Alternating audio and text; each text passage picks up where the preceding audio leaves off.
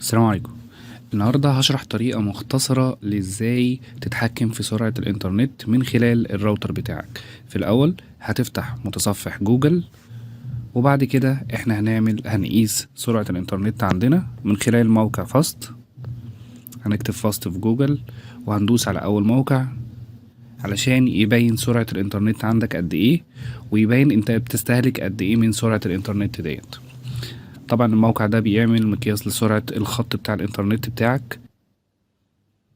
هتستنى عليه. هنا ظهر لي ان انا بستهلك 16 ميجا بايت في سرعة الانترنت.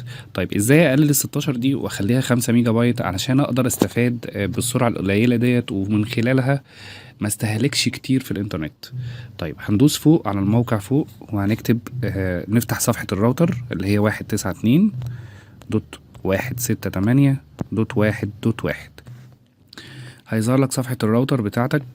هيطلب منك اليوزر نيم والباسورد. هتكتب في اليوزر نيم بتاعك ادمن، وفي الباسورد هتكتب الباسورد بتاعك.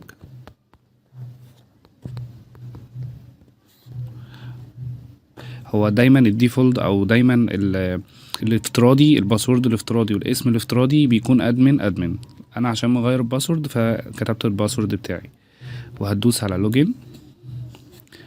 وبعد كده هتلاقي كده على الشمال في قائمة، هتدوس على كلمة بيزك، وبعد كده هتدوس على كلمة ويلان او دبليو اللي هي تالت واحدة.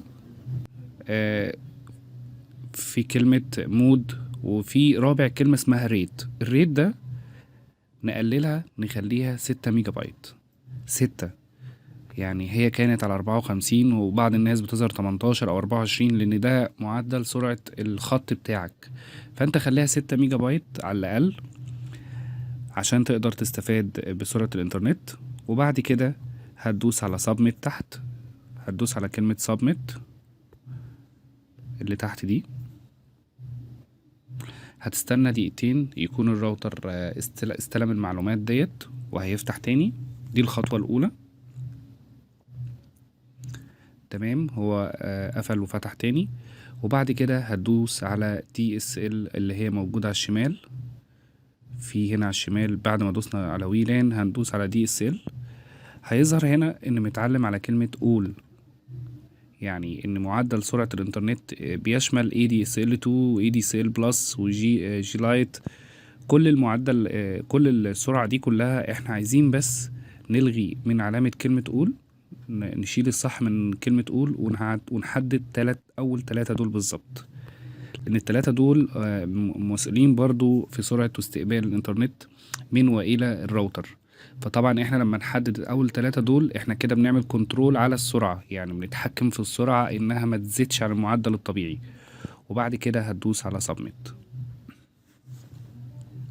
هيظهر برضو الراوتر ممكن يفصل دقيقة ويفتح تاني. تمام كده. السرعة كده تمام. احنا كده بقى هنعمل تيست على السرعة.